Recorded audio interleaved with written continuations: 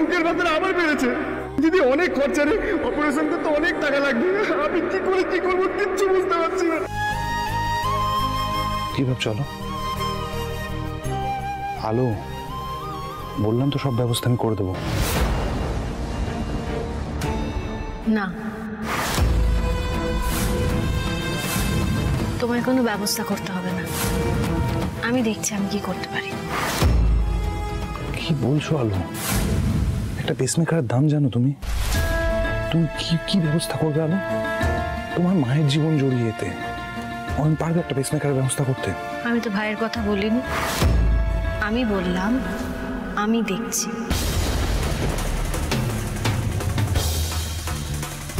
কি আজে বাজে কথা বলছো? আমি সব ঠিক করে তো ভালো,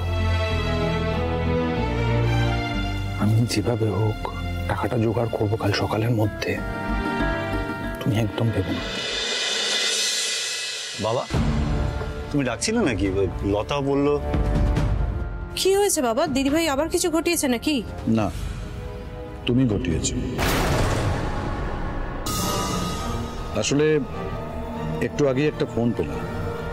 তুমি যে ডিজিটাল চ্যানেলটা তৈরি করছিলে আর যেভাবে তুমি টিম বানিয়েছিলে এবং চ্যানেলের টেস্ট রান যেভাবে হয়েছে, তাতে আমাদের নতুন ইনভেস্টররা ভীষণ খুশি। শুধু তাই নয়, আমরা চ্যানেলের জন্য যে টাকাটা আশা করেছিলাম সেটা প্রায় দ্বিগুণ টাকা ওরা সূর্যোদয়ে ইনভেস্ট করছে। This is great news. I just can't believe it, বাবা। এত টাকার ইনভেস্টমেন্ট? Yes, yes.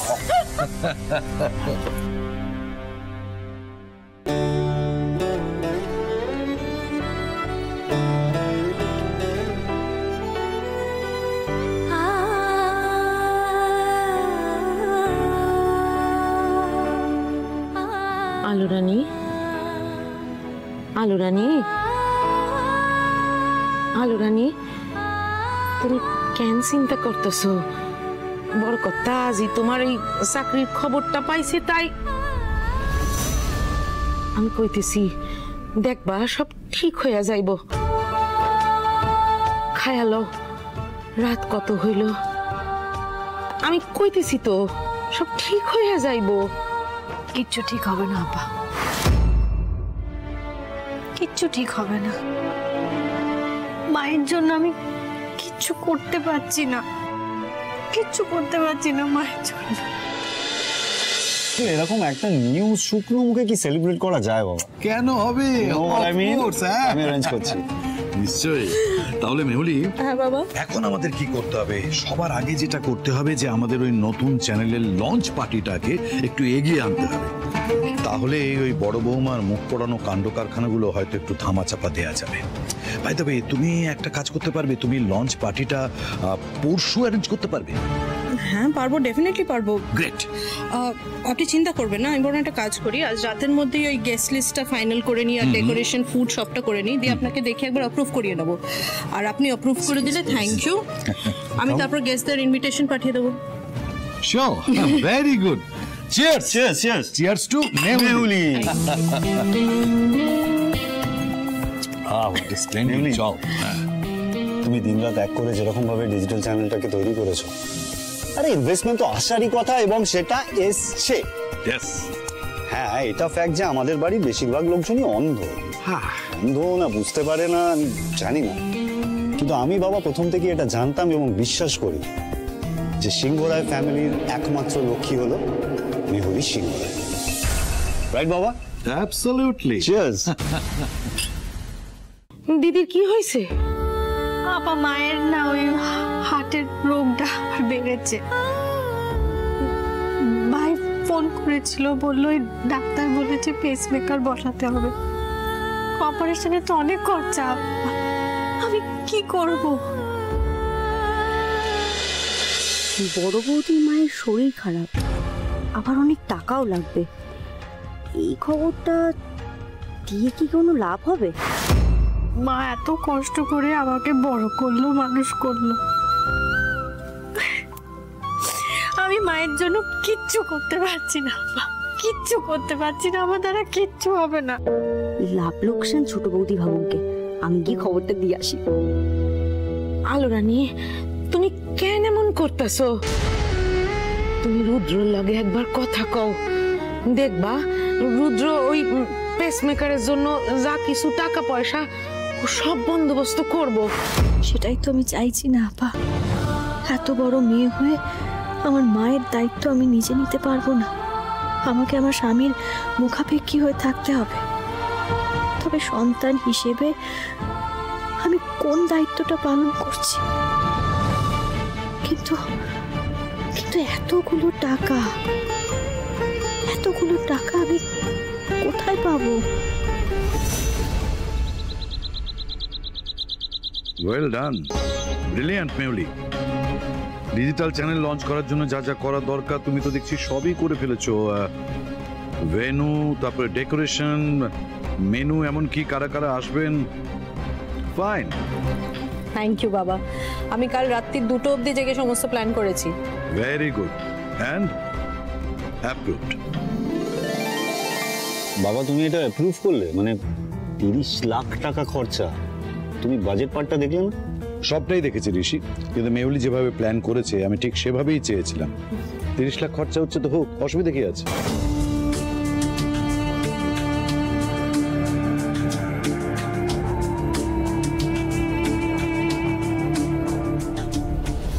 ঋষি, আমায় 75,000 ট্রান্সফার করতো।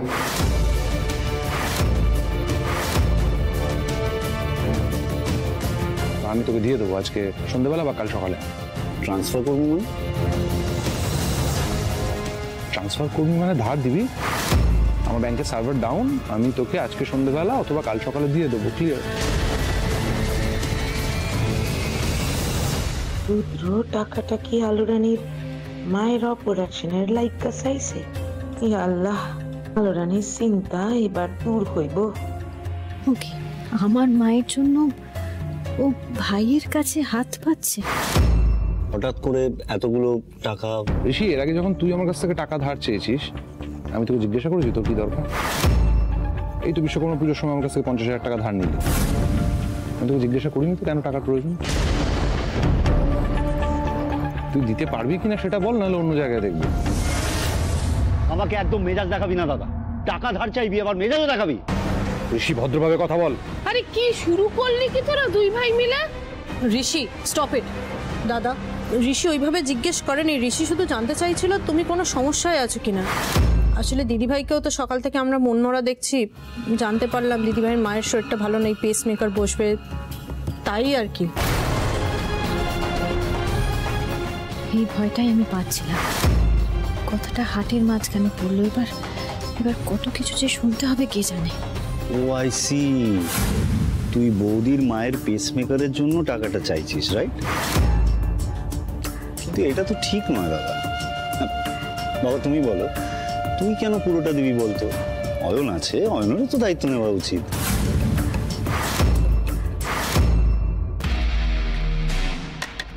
তুই আমায় শেখাবি কোন দায়িত্বটা নেবো আর কোন দায়িত্বটা নেবো না। দেখ, আমি তোর ভালোর জন্য বলছি দাদা, ট্রাই টু আন্ডারস্ট্যান্ড। দেখ, তুই তো আর মেহুলি আর আমার মতো বাবার ব্যবসার অংশীদার নস। চাকরি করে খাস, কতটুকু এবার মাইনে পাস তুই? I can understand that. গাড়ির ইএমআই, সংসারের খরচা, ও তারপরে আবার ঝিলিক আছে, ও তো বড় হচ্ছে। I definitely understand. ঋষি ছাড়ো না, তুমি কেন দাদার পার্সোনাল ম্যাটারে ঢুকছো? না, দাদা যখন নিজের গরিব শ্বশুর বাড়িকে হেল্প করতে চাইছে করুক না, সেটা দাদার ব্যাপার। বসো।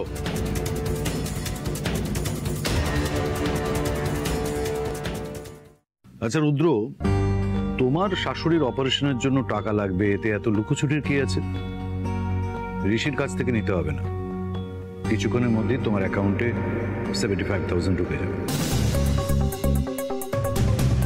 টাকাটা কিন্তু আমিই দিচ্ছি, ধার নয়, এমনি।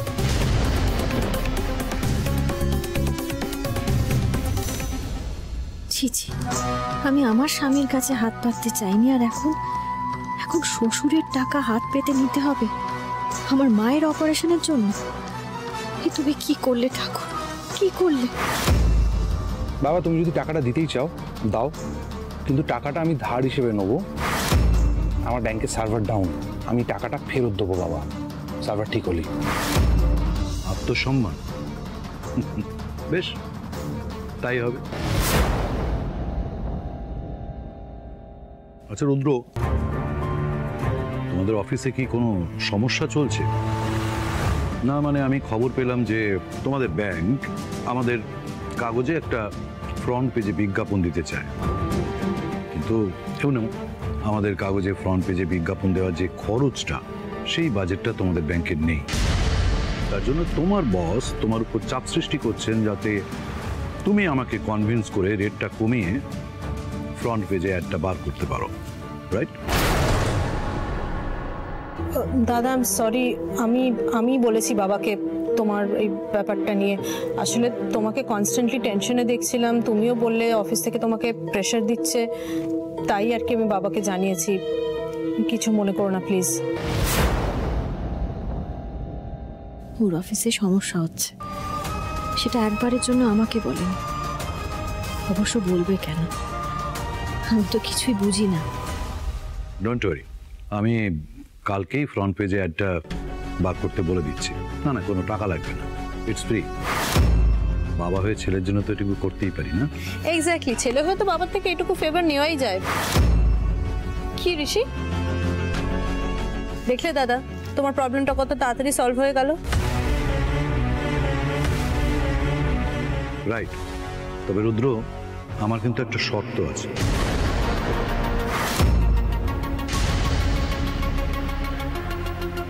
তোমাকে তোমার মেয়ের মাথায় হাত দিয়ে আমাকে কথা দিতে হবে যে ভবিষ্যতে তোমার বউয়ের জন্য এই সিংহরায় পরিবারে যেন কোনো আঁচ না আসে।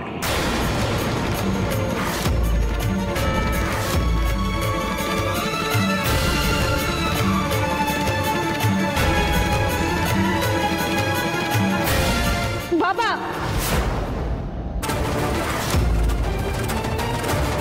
তুমি বাবা হয়ে নিজের ছেলেকে টাকা ধার দেওয়ার জন্য শর্ত দিচ্ছ। আজ আমার দুর্দিন, তুমি আমার বাবা, তা সত্ত্বেও লেনদেনের শর্ত দিচ্ছ। তুমি ভাবলে কি করে আমি রাজি হব? আমার মেয়ের জীবন বাজি রেখে আমি তোমার কাছ থেকে টাকা নেবো, তোমার মনে হয়?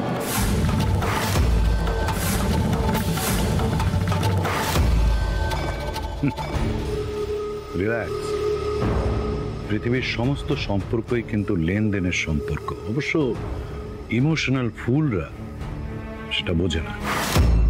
চুপ করুন, আপনারা দয়া করে চুপ করুন। আমার মায়ের অপারেশন আমি নিজে করাবো, আমার কারো সাহায্যের প্রয়োজন নেই। দয়া করুন আমার উপর, এবার শান্ত হন আপনারা, আমাকে সাহায্য করতে হবে না, আপনারা চুপ করুন। বাবা, আপনার কেমন কথা? আপনি একজন গুরুজন, একজন শিক্ষিত মানুষ হয়ে এবং এরকম একটা অনার্য কথা বলতে পারলেন? আমার মেয়ে তো আপনার নাতনি, এই বাড়ির মেয়ে, তাকে আপনি টাকা পয়সার মধ্যে টেনে আনলেন কেন বাবা? তার জীবন বাজি রেখে আপনি আমাকে শর্ত দিচ্ছেন, ওকে শর্ত দিচ্ছেন। 2024-এ বাস করছি আমরা, আর আপনি এখন আমাদের পুরাকালের কথা শোনাচ্ছেন, যেখানে মেয়েদেরকে বাজি রাখা হতো, তাদেরকে অগ্নি পরীক্ষা দিতে হতো। এইসব কথা এখন আমাদের বলছেন? মা বোনকে, বাড়ির বউকে এইভাবে অপমান করছেন আপনি।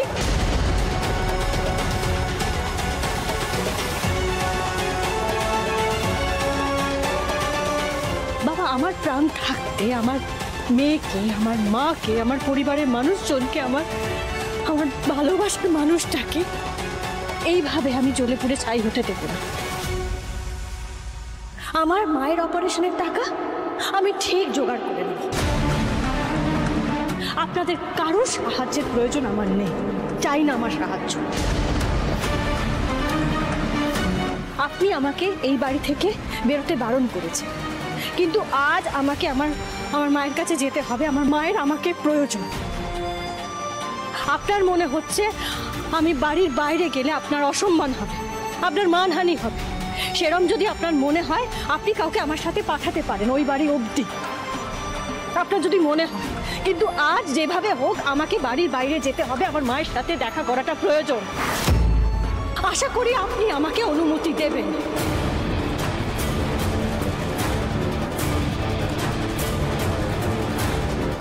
আপনি যখন চুপ করে আছেন তখন আমি ধরে নিতেই পারি যে আপনি আমাকে অনুমতি দিলেন। অসংখ্য ধন্যবাদ আপনাদের সবাইকে, অসংখ্য ধন্যবাদ।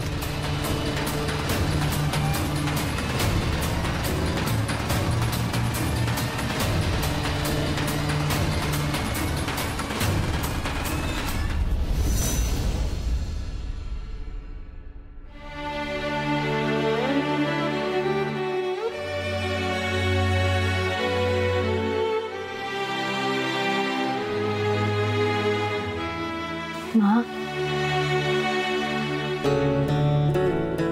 ভালো খুকু মা আমার।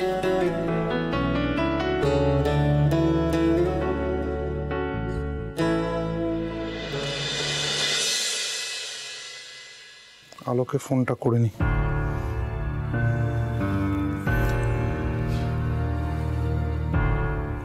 রিং হয়ে যাচ্ছে, অথচ ধরছে না।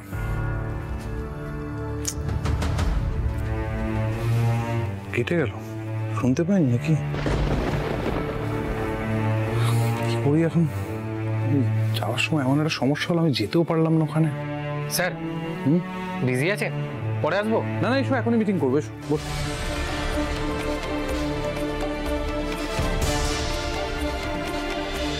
তুই সংসার ছেড়ে এত দূরে কেন এলি মা? কি যে বলো তুমি, এত কষ্ট পাচ্ছ আর আমি তোমার কাছে আসবো না? তোর তো এই সময় কত কাজ থাকে রে মা। আমি সব সামলে এসেছি, কেন এসব নিয়ে তুমি চিন্তা করছো? হ্যাঁ না, তুই এটা ঠিক করিসনি। কেন আবার মায়া বাড়াচ্ছিস রে? আমি আর কদিন?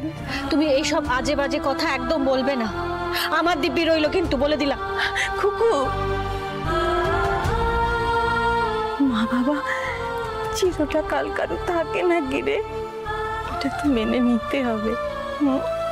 আর তুই ঠাকুরের দয়ায় এমন একটা ভালো স্বামী পেয়েছিস, অত বড় পরিবারের বউ হয়েছিস, মা হয়েছিস তুই। সংসারে তোকে সবাই ধন্যি ধন্যি করে, আমার তো এইটুকুনি দেখার ছিল।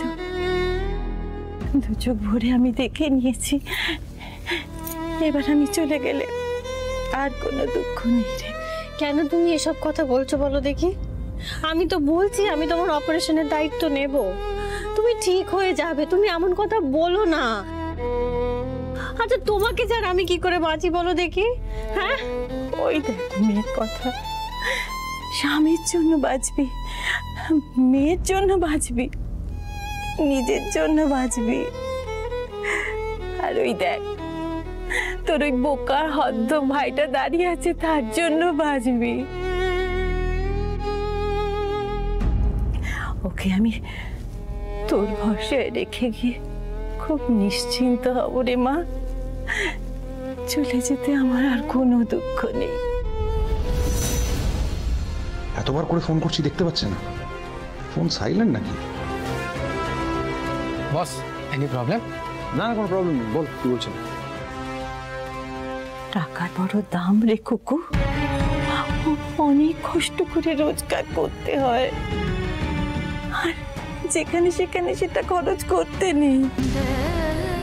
আমি তো জমে তোরে পড়েই রয়েছি, শুধু আমার পেছনে ওই টাকা নষ্ট করবি কেন বল? আজ বাদে কাল আমাকে তো যেতেই হবে, তাই না? মা, তাই না?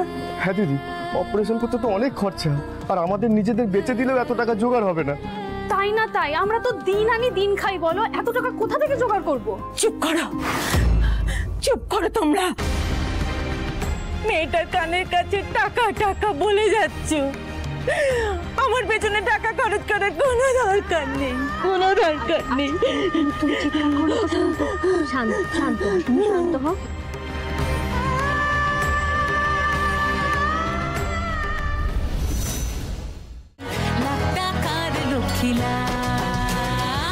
হার না মানা বাংলার মেয়েরা প্রতিদিন জিতবে 1 লাখ টাকা। স্বপ্ন পূরণের এই খেলায় আসছি আমি সুদীপ্তা।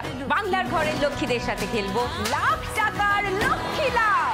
কি গো, কেমন লাগলো তোমাদের?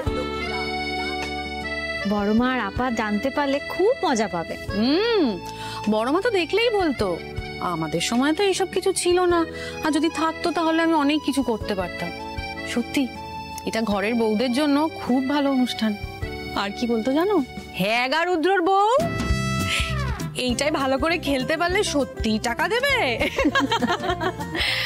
তুমি একদম ঠিক বলেছো ননদিনী। এই লাখ টাকার লক্ষ্মী লাভে ভালো করে খেলতে পারলে 1 লক্ষ টাকা পাওয়া যাবে। সত্যি এই শোটা খেলে যদি টাকা রোজগার করতে পারি তাহলে তো আমার জীবনটা পুরো বদলে যাবে গো বড় বৌদি। তুমি একবার চেষ্টা করো না পুষ্পদি, কয়েকবার দেখে নাও, তারপর তুমি নিজেই বুঝে যাবে কেমন ভাবে খেলতে হবে। আমি তো দেখবই। আগে তুমি খেলে এসো বড় বৌদি, তারপর তোমাকে দেখে আমরা সবাই যাব।